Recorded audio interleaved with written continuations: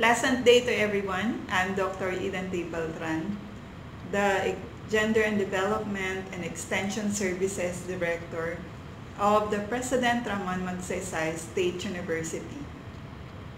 My task today is to talk about the Committee on Decorum and Investigation of Gender-Based Sexual Harassment under our new law, RA 11313, which is the Safe Spaces Act, or the act defining gender-based sexual harassment in public spaces, workplaces, online, and educational and training institutions.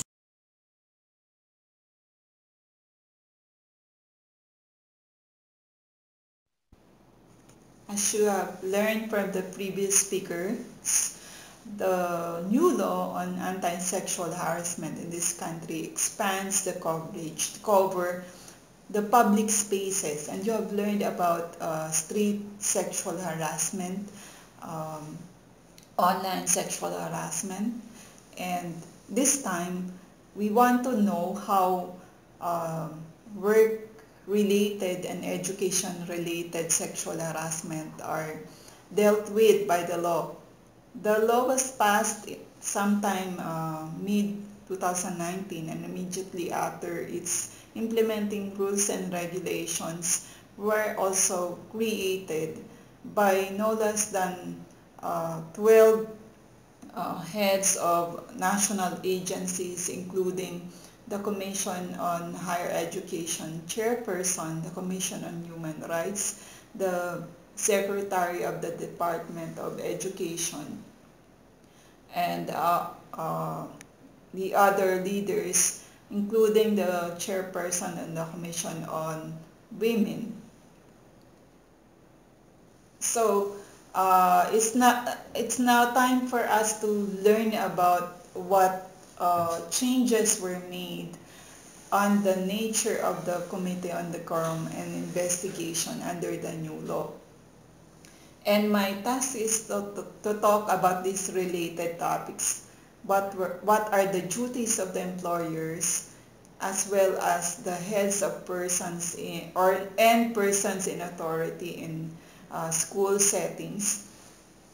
What about the composition of the CODI, the procedure to be followed in dealing or addressing sexual harassment cases, the rights of victims, the liabilities and penalties, and it's important as well for us to know the new provision on amendments or repeal of existing CODI rules. And lastly, the duty of the national government agencies in the implementation of the provisions. Now, the CODI, as provided by the Safe Spaces Act, or the Republic Act 11313, is a mechanism created to address gender-based sexual harassment in formal institutions or organizations registered under the law. So what is the CODI? The law provides that this is supposed to work as an independent mechanism of these public and private organizations. This is created by the employer or the person in authority to function primarily to investigate and address complaints of gender-based sexual harassment. You can find that in Section 19 and Sections 21 to 22, how it is created. And for us to go through a reading of the law so that we will not miss anything, Section 19 says that employers and other persons in authority in workplaces shall have the duty to prevent, deter, and punish the performance of acts of gender-based sexual harassment in the workplace. And in relation to the CODI, they also have the duty to create an independent mechanism or the CODI to investigate the complaints. In Section 22, we find a provision to govern the CODI in school-related context. education-related context holds that the CODI is to investigate complaints of gender-based sexual harassment, but also have the following characteristics: that it should represent all the sectors that are involved or may be affected or may have stake in the case, designate a woman as a head, and no less than half of its members should be women, and all these other provisions which we will touch on later on in the presentation. In section 27, we also find the provision on the duties of school heads and the heads of training institution. And it also emphasizes the duty to create the CODI in such cases where there is none. So what are the rules governing the CODI? The rules governing the CODI shall be stipulated in the Code of Conduct and the existing CODI rules. No? The Code of Conduct, as provided under 113.3, should define the prohibited acts, the persons liable, and the procedures and penalties to govern the sexual harassment. And all the provisions of the Code of Conduct should be in consonance with the intent of RA 113.3. While existing CODI rules which have been adopted under RA 77 have to be amended in compliance with RA 113.3 or the new law. In section 32, we find the specific provision as to the development of the Code of Conduct. And it says here that employers and heads of educational and training institutions should develop the Code of Conduct. And this is a policy that should define gender-based sexual harassment, its coverage, forms, classifications, and penalties. And it may also include prohibition against sexual harassment by employees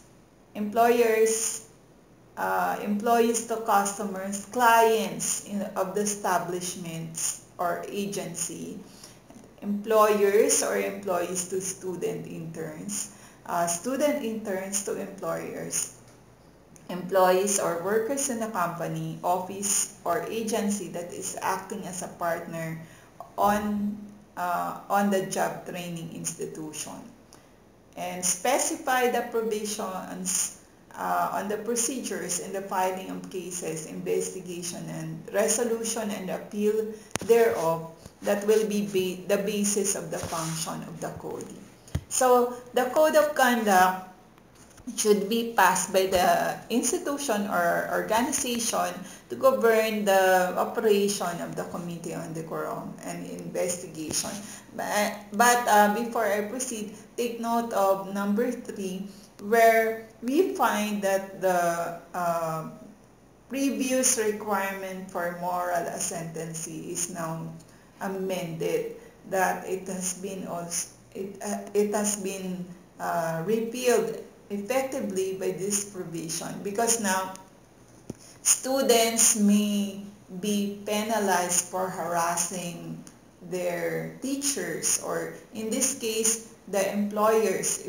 If a student is an OJT or on the job trainee and he commits a sexual harassment act against the employees in the company or even the boss in the company that is a partner OJT institution, he can be penalized under the law.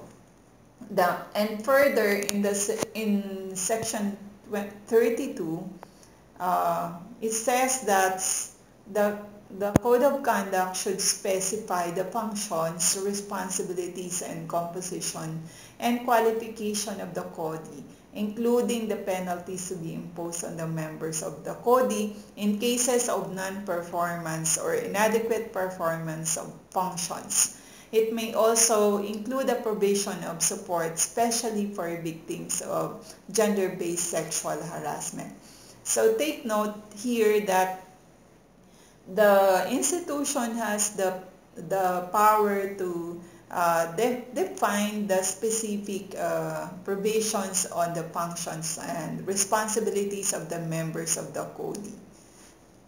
So it's important that the code of conduct be developed by the institution. If there is already one, then it should be examined and amended if necessary to conform to the provisions of the new law on the Safe Spaces Act. So now, let us proceed to the functions of the CODI. So what are the functions of the CODI? The functions are to supervise the provision of assistance to the employee, falls victims to the sexual harassment while within the workplace. That's one function.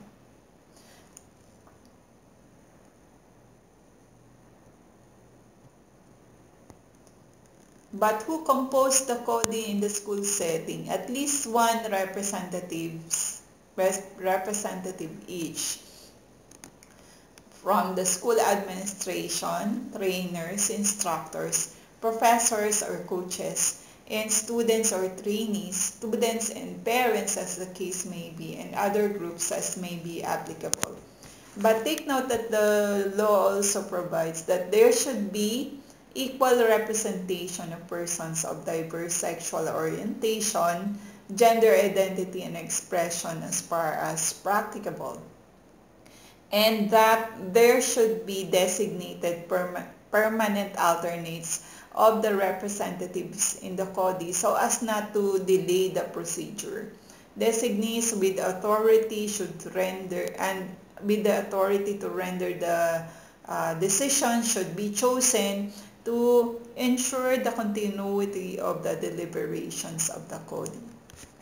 So we find that in Section 33, employers and heads of educational training institutions should constitute the CODI to include these representatives in order that the views of the various groups should be taken into consideration in the deliberation of the case. In the work setting, the composition of the CODI is as follows. There should be one from management, one from the employees, from the supervisory rank, the rank and file employees, and the unions or employees association.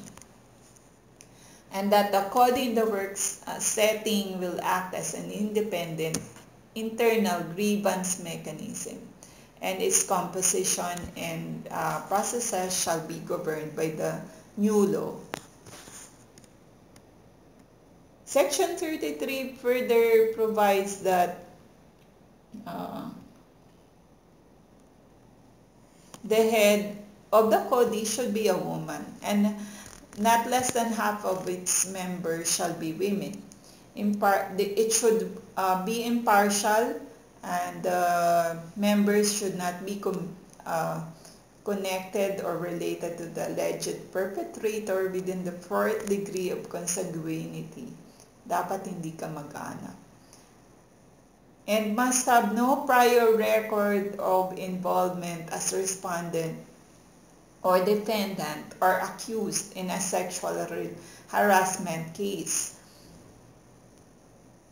So in cases where there are considerations such as relationship or prior involvement in a case, the member of the CODI should inhibit himself.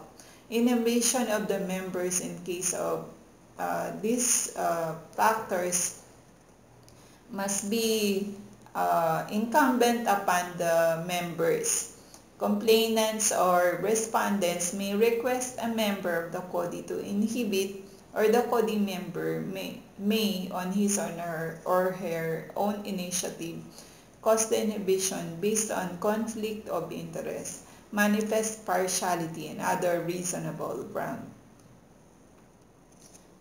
The inhibition of the member must be immediate, and he or she should be immediately replaced so as not to cause delay in the addressing the case. How should the CODI deliberation be conducted?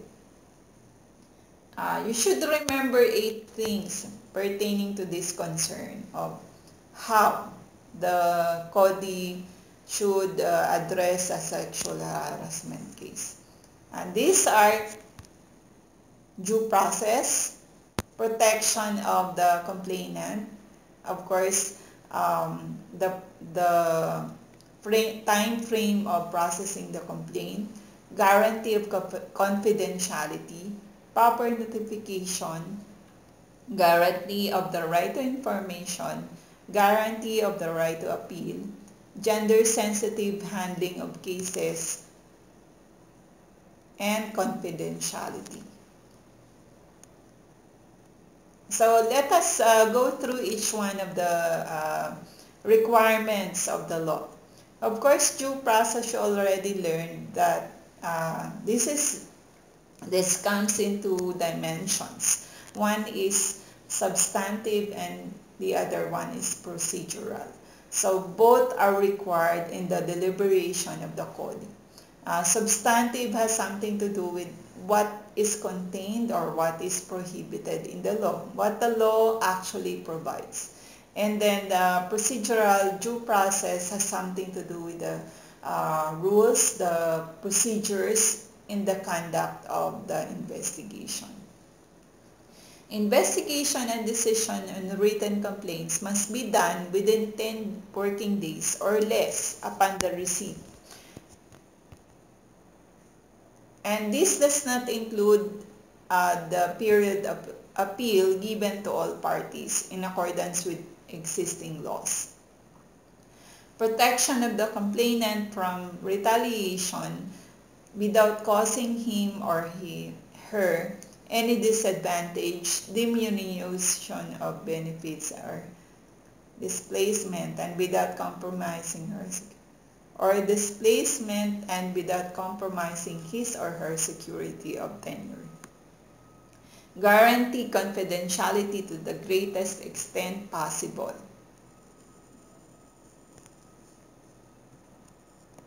So the respondent is given the opportunity also to properly be notified of and respond to the charges. And the parties are given information on the hearings and its outcomes. The appeal process shall be ensured to both the respondent and the complainant. The CODI shall ensure protection of the complainant from retaliation during the period of appeal. Guarantee gender-sensitive handling of cases and confidentiality of the identity of the parties and proceedings to the greatest extent possible.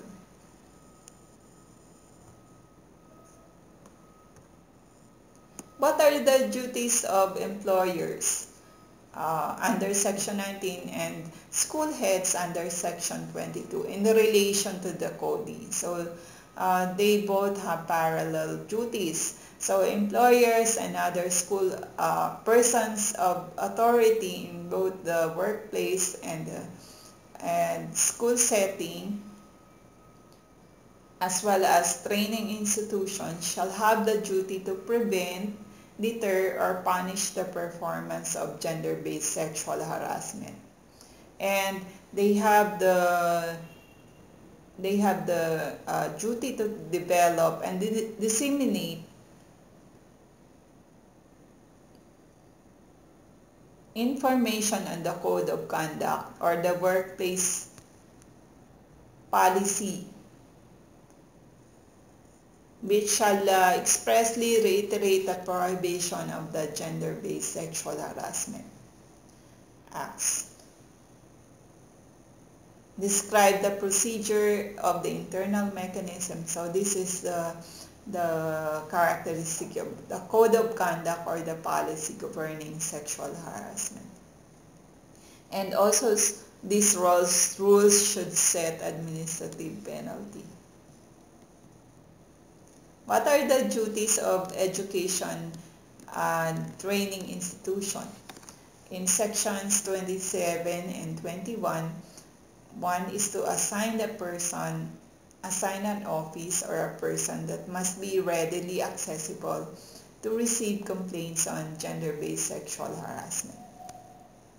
And this must ensure that the received complaints are processed in a manner that is most efficient and convenient to the complainant. Number 2, to ensure confidentiality in the process of accepting the complaint. Number 3, that school authorities who have knowledge or reasonably know about the possible or impending act of gender-based sexual harassment or sexual violence in the school should promptly investigate to determine the veracity of such information or knowledge and the circumstances under which the acts of gender-based sexual harassment or sexual violence were committed, and to take appropriate steps to resolve the situation, even if the individual does not want to file a complaint or does not request that the school take any action. So this is different from the old law because in the RA 7877, for an action to proceed, there must be a verified complaint from the written complaint from the complainant. Now, under the new law, you can see that the institution is empowered to address gender-based sexual harassment immediately. And its power is so strong, and its power is so strong, and the duty is expressed in the law. No? Under section 21, it says here, it is the duty of the institution to take immediate action to eliminate the acts and prevent their recurrence and address their effects. And it has also the power to strip the diploma from the perpetrator or issue an expulsion order upon the conviction of the respondent. What are the rights of the victim with respect to the jurisdiction of the CODI? The victim has the right to seek redress in appropriate courts or prior to or during the pendency of the CODI investigation.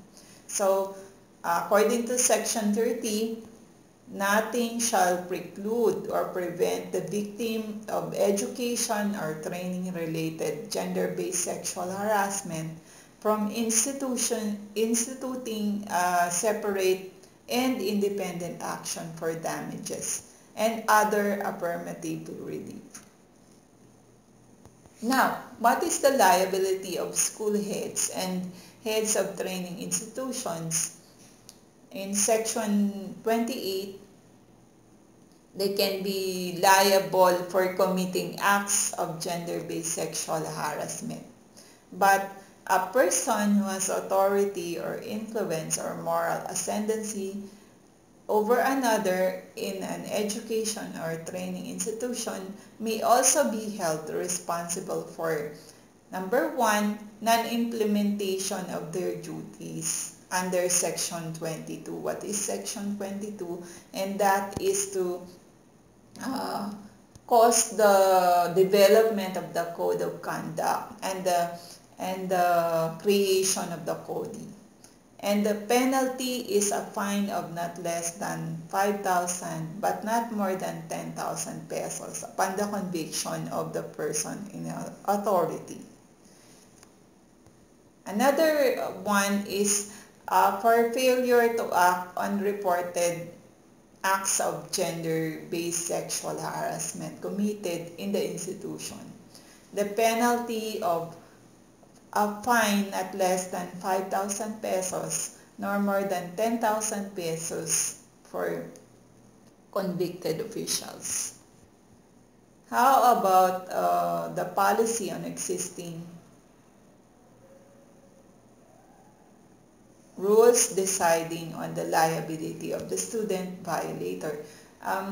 Well, there is no rule regarding this under the anti-sexual harassment law because of the requirement for moral ascendancy. The student is always a victim under the old law. But under the new law, the provisions are that one, if the student perpetrator is a minor and is found to have committed the acts of gender-based sexual harassment, he shall be held liable for administrative sanctions by the school as stated in the school handbook.